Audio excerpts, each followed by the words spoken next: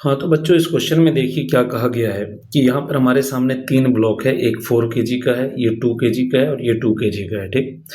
4 KG और इस ground के बीच में यहाँ पर जो फ्रिक्शन है वो कोएफ़िशिएंट ऑफ फ्रिक्शन है वो 0.2 है।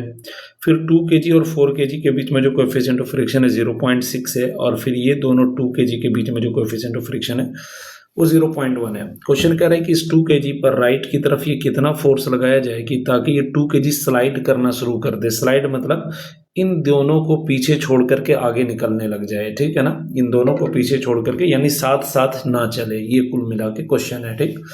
तो देखिए, सबसे पहली चीज़ तो क्या है कि अगर मैं चाहता हूँ कि ये आगे की तरफ चला जाए, तो आप इस 2 केजी ब्लॉक को अगर ध्यान से देखो, तो जैसे ही 2 केजी का ब्लॉक आगे की तरफ जाने लगेगा, तो फ्रिक्शन ये वाला जो ऊपर वाला 2 केजी है, ये इस पर फ्रिक्शन लगाएगा।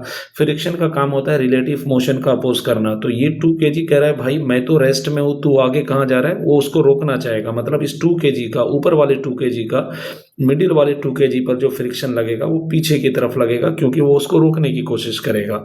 अब अगर इस पर इधर फ्रिक्शन लगेगा और इस फ्रिक्शन को अगर मैं कैलकुलेट करना चाहूँ तो मैं इस F1 को बोल सकता हूँ म्यू इंटू नॉर्मल मतलब 0.1 इंटू, अब यहाँ पर नॉर्मल देखेंगे तो ये नॉर्मल हो जाएगा, ये नॉर्मल इस 2 केजी का जो नीचे mg लग रहा होगा इसके बराबर होगा, तो 0.1 इंटू 2 इंटू 10 कर देंगे तो ये अपना 2 न्यूटन आ जाएगा। कहने का मतलब ये जो बीच वाला 2 केजी का ब्लॉक है उस पर ऊपर वाला 2 केजी पीछे की तरफ फ्रिक्शन लगाएगा 2 न्यूटन का, ठीक? अब साथ ही साथ जब ये बीच वाला 2 केजी राइट की तरफ मूव करेगा तो ये नीचे जो बैठा हुआ 4 केजी है वो कहेगा कि भाई तू भी मेरे कंपेयर में रिलेटिव मोशन मत कर, क्योंकि फ्रिक्शन का काम ही होता है रिलेटिव मोशन का अपोज करना। तो ये 4 केजी वाला भी इस 2 केजी पर पीछे की तरफ एक फ्रिक्शन लगा देगा ताकि ये 2 केजी को रोक सके, यानी आगे नहीं बढ़ने दे या रिलेटिव मोशन ना करने दे। तो ये 4 केजी जो इस पर फ्रिक्शन लगाएगा, let's say this friction is F2, तो इसके लिए भी हम कहेंगे म्यू इंटू नॉर्मल फोर्स।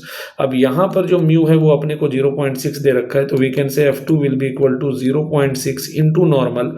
अब यहाँ का नॉर्मल अगर निकालेंगे तो यहाँ पर नॉर्मल ये लगेगा, तो ये नॉर्मल किसके बराबर होगा? तो this normal will be equal to इसके ऊपर जो भी मास है उसका mg, तो ऊपर जो टोटल मास है इस पॉइंट के ऊपर जो टोटल मास है वो 4 केजी का मास है, ये 2 केजी प्लस 2 केजी 4 केजी, तो 4 इंटू 10 कर देंगे। तो यहाँ पर नॉर्मल की जगह पर हम डाल देंगे 4 इंटू 10, तो कुल मिलाकर के ये हमारा आ जाएगा F2 कितना? F2 आ जाएगा 24 न्यूटन।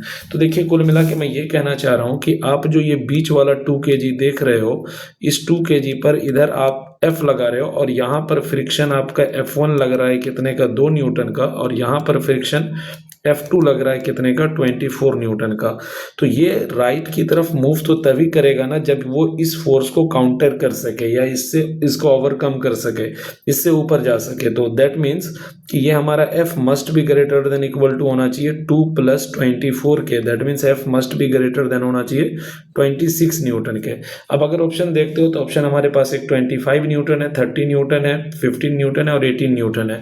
तो हम कह रहे हैं कि F 26 से बड़ा होना चाहिए, तो 26 से बड़ा हमारा एक ही ऑप्शन है 30 न्यूटन, तो इस हिसाब से हमारा ऑप्शन बी करेक्ट हो जाएगा। Thank you so much.